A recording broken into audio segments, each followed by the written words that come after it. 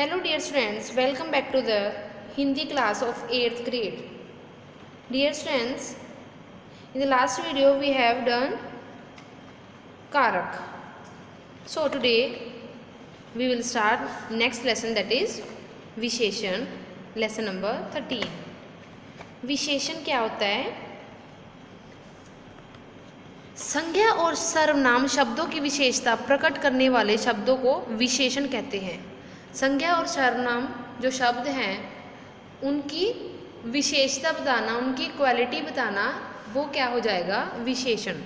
जैसे बूढ़ी अम्मा ने घर के सामने खुले आंगन में एक नन्हा पौधा लगाया और उसमें थोड़ा खाद डालकर पानी दिया।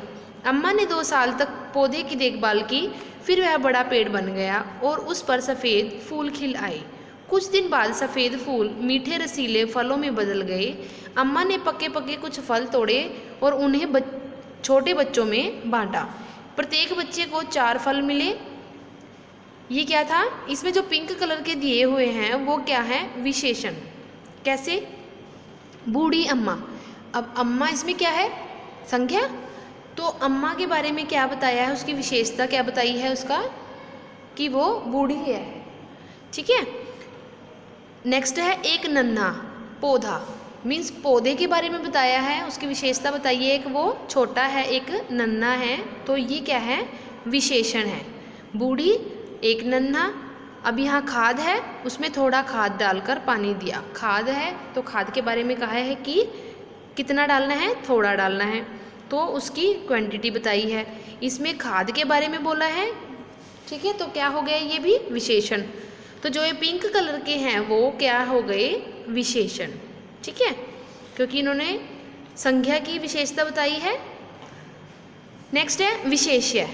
विशेषण जिन संज्ञा अथवा सर्वनाम की विशेषता बताते हैं उन्हें विशेष्य कहते हैं। जैसे अब यहाँ पे लाल मिर्च है। ठीक है, लाल मिर्च है, मिर्च की विशेषता बताई है कि कैसी है? वो लाल है। तो यहाँ पर मिर्च क्या हो गया? विशेष्य। ठीक है, और उसकी जो विशेषता बताई है क्या है? लाल, तो वो क्या हो गया? विशेषण। ऐसे ही 5 लीटर तेल, अब तेल बताया है, तेल क्या हो गया? विशेष्य। और कितना है? क्वांटिटी बताई है उसकी कि क्या कितना है वो? 5 लीटर, तो वो 5 लीटर क्या हो गया? विशेषण। पकौड़ियाँ विशेष्य हो गया।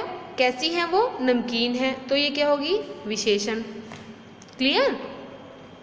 तो विशेषण के कितने भेद हैं? विशेषण के 4 भेद होते हैं: गुणवाचक, संख्यावाचक, परिमाणवाचक और सार्वनामिक। फर्स्ट कर लेते हैं गुणवाचक विशेषण। संज्ञा और सर्वनाम शब्दों के गुण, दोष, स्वाद, आकार, रंग तथा दशा आदि की विशेषता प्रकट करने वाले विशेषण गुणवाचक विशेषण कहलाते हैं। जैसे रंग में क्या आ जाता है? काली, सफ़ेद, हरी, मैली, जो भी है ये रंग हैं। ऐसे ही आकार, उसकी शेप बताएंगे, मोटा, छोटा, गोल, तिकोना। दशा बताएंगे, स्वस्थ है, कमज़ोर है। तो ये क्या हो गए? दशावस्था, स्वाद, गंध, स्थिति, गुण, दोष, ये क्या हो गए? गुणवाचक विशेषण। उनकी गुणों को बता रहा है। इन वर्ड से क्या पता चल रहा है? कि उसके संज्ञा और सर्वनाम के गुण को बता रहे हैं, तो वो क्या हो जाएंगे? गुणवाचक। नेक्स्ट है संख्यावाचक विशेषण। जिन विशेषण शब्दों से संज्ञा और सर्वनाम की संख्या का बोध हो, इसमें क्या बता रहे हैं? काउंटिंग में पता चल रहा है। जैसे नंदिनी 8वीं कक्षा में पढ़ती है। कक्षा बताई है कौन सी है? 8वीं।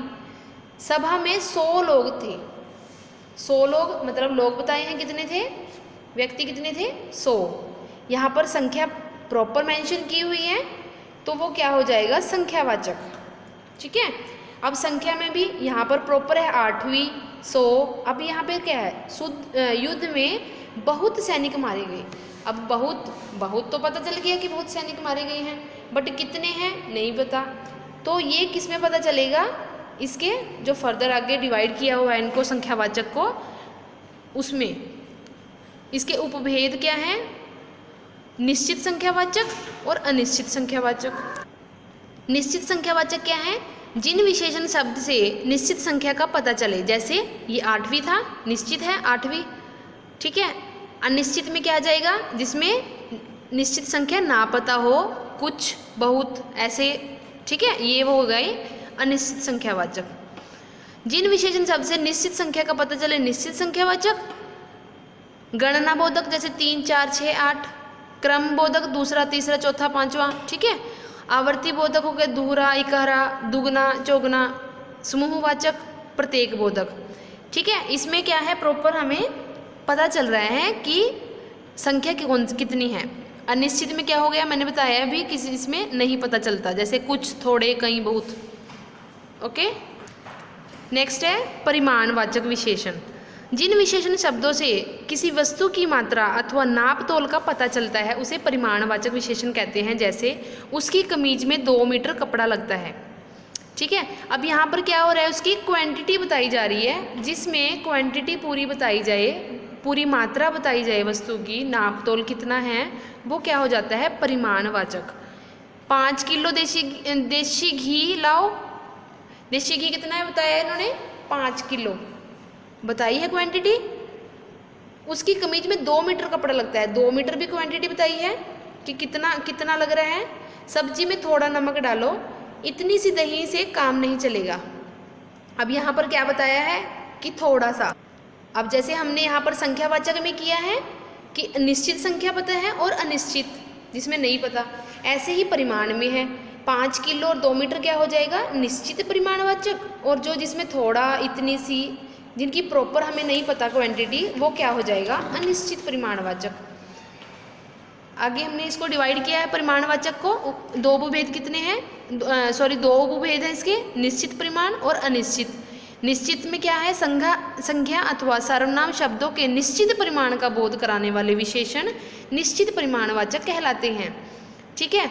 जैसे अभी मैंने बताया, जिसमें 2 किलो, 5 मीटर, आधा लीटर है, तो वो निश्चित परिमाण हो जाएगा। अब इसमें क्या है, अनिश्चित में जिन विशेषण शब्दों से संख्या या सर्वनाम के निश्चित माप तोल या परिमाण का नहीं पता चलता, जैसे थोड़ा घी, अधिक चीनी, इतनी सी, प्रॉपर नहीं पता हमें क्वांटिटी, तो वो क्या हो जाएगी, अनिश्चित परिमाणवाचक। Clear students. नेक्स्ट है इसका 4th पार्ट, सार्वनामिक विशेषण। संज्ञा की विशेषता प्रकट करने वाले सर्वनाम शब्दों को सार्वनामिक विशेषण कहते हैं। सार्वनामिक, जैसे हमने सर्वनाम किया था, संज्ञा के स्थान पर प्रयुक्त होने वाले शब्द, जैसे वह, यह, इसको, उसको, वो क्या हो जाएगा, सर्वनाम, है ना। तो ऐसे ही उस लड़के को बुलाओ, यहाँ पर उस, वह घड़ी सुंदर है, वह, उन युवकों ने नियम तोड़ा है। जहाँ पर संज्ञा, यहाँ पर क्या है, उस, वह, उन, यह, यहाँ पर क्या हो रहा है, ये सब क्या है, सर्वनाम, ठीक है। जो संज्ञा की विशेषता प्रकट करने वाले सर्वनाम शब्द हैं उनको क्या बोलते हैं, सार्वनामिक विशेषण, ठीक है। इनको संकेतवाचक विशेषण भी बोलते हैं, कि यहाँ पर संकेत कर रहे हैं कि उस लड़के को बुलाओ, उस लड़के को, मतलब संकेत दिया जा रहा है, ठीक है। तो ये क्या हो जाएंगे, सार्वनामिक और संकेतवाचक विशेषण। आई थिंक आपको पता चल गया होगा विशेषण के बारे में। आगे विशेषणों की तुलना। विशेषण किसी संज्ञा या सर्वनाम की विशेषता बताते हैं। वस्तुओं के गुण दोष में न्यूनाधिक्य होता है। गुण दोष के इस न्यूनाधिक्य को तुलनात्मक रूप से ही जाना जा सकता है। तुलनात्मक दृष्टि से गुणवाचक विशेषण की निम्नलिखित 3 अवस्थाएं होती हैं, मूलावस्था, उत्तरावस्था और उत्तमावस्था।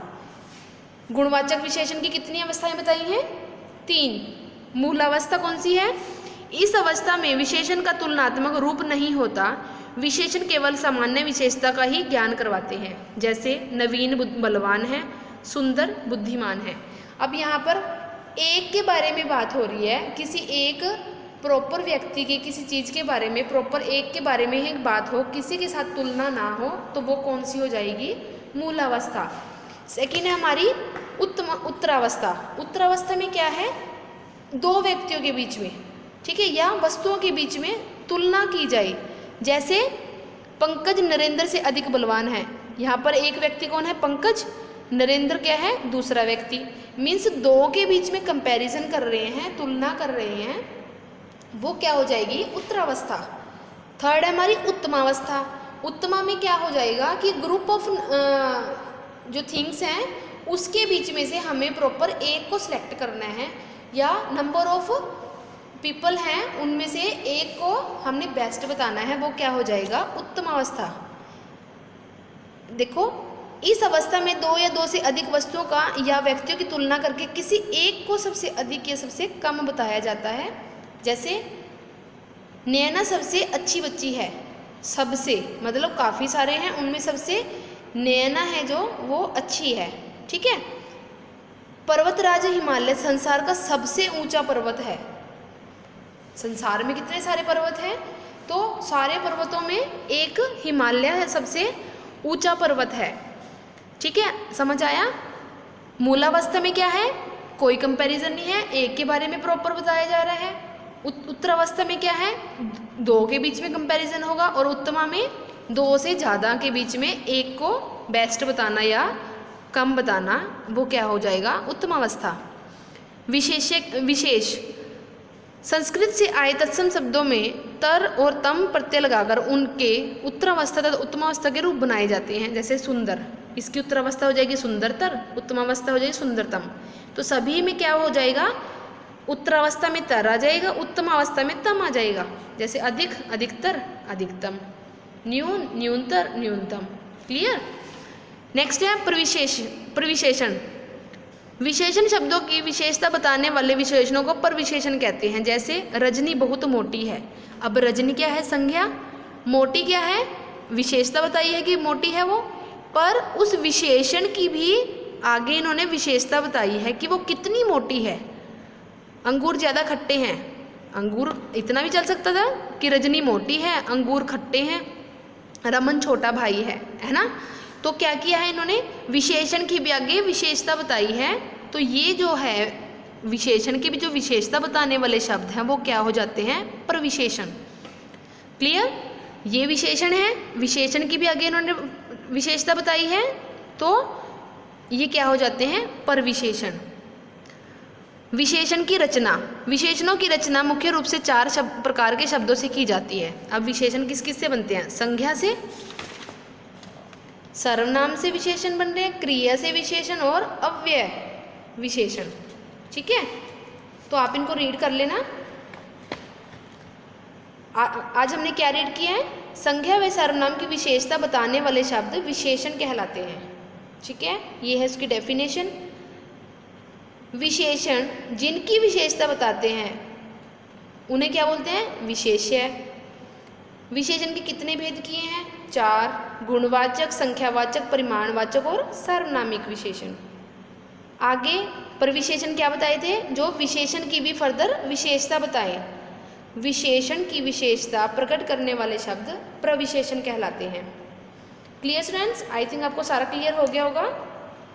इसकी बैक एक्सरसाइज करना इजी है, अदरवाइज मैं आपको असाइनमेंट्स में सेंड करूँगी, ठीक है। वैसे आप अपनी तरफ से ट्राई करके देखना स्टूडेंट्स, तभी हमें पता चलेगा कि हमें समझ आया या नहीं। अगर आपको नहीं समझ आ रहा है तो आपको क्या करना है? दोबारा इसको सुनना है। Okay, so thank you and have a nice day students.